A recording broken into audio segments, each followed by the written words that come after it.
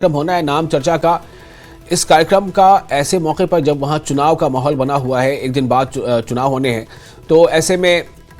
क्या माना जाए, ये कार्यक्रम किस तरह का है और इसमें इसका शेड्यूल क्या है?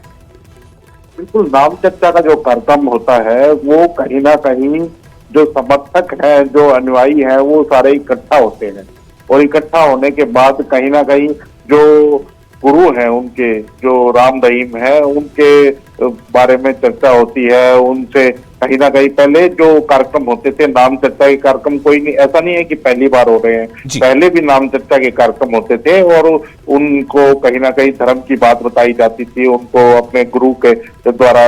अपना पाठ पढ़ाया जाता था। लेकिन आज जिस तरह से नाम चर्चा के कार्यक्रम अब हो रहे हैं और राम रहीम का बाहर आना और इस समय में नाम चर्चा के कार्यक्रम होना, कहीं ना कहीं संगत को इकट्ठा करेंगे और इकट्ठा करने के बाद कोई राजनीतिक इशारा जरूर किया जा सकता है। और इसी हमारे सूत्र यही बता रहे हैं कि इसी के माध्यम से, इसीलिए ये नाम चर्चा के कार्यक्रम रखे गए हैं और चुनाव के लिए, क्योंकि चुनाव आ गया है, हरियाणा का चुनाव है, बड़ा इंपॉर्टेंट चुनाव है विधानसभा का, तो कहीं ना कहीं संगत को इशारा किया जा सकता है, अनुयायियों को इशारा किया जा सकता है कि किस पार्टी को वोट करना है। तो इसीलिए ये कहीं ना कहीं जो चीजें हैं ये शुरू हुई है। जी,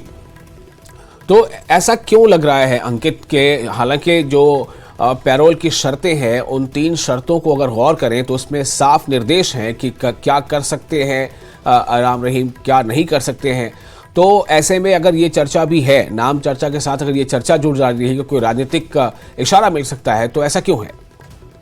बिल्कुल, जरूर जो शर्तें लगाई गई है वो गुरमीत राम रहीम के ऊपर लगाई गई है, ना कि संगत के ऊपर लगाई गई है, क्योंकि अब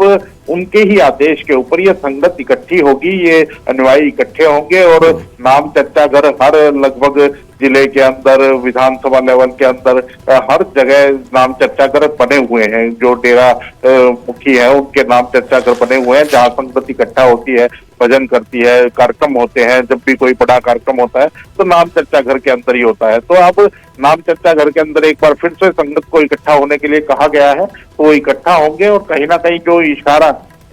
जो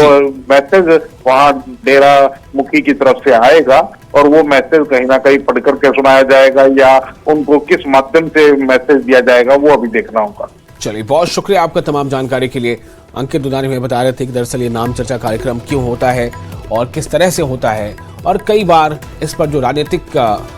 कोई दिशा निर्देश को लेकर के जो बातें होती हैं उसका भी इशारा कहीं ना कहीं मिल रहा है। लेकिन ये देखना होगा कि आज ये नाम चर्चा जो होती है उसमें आखिर होता क्या है।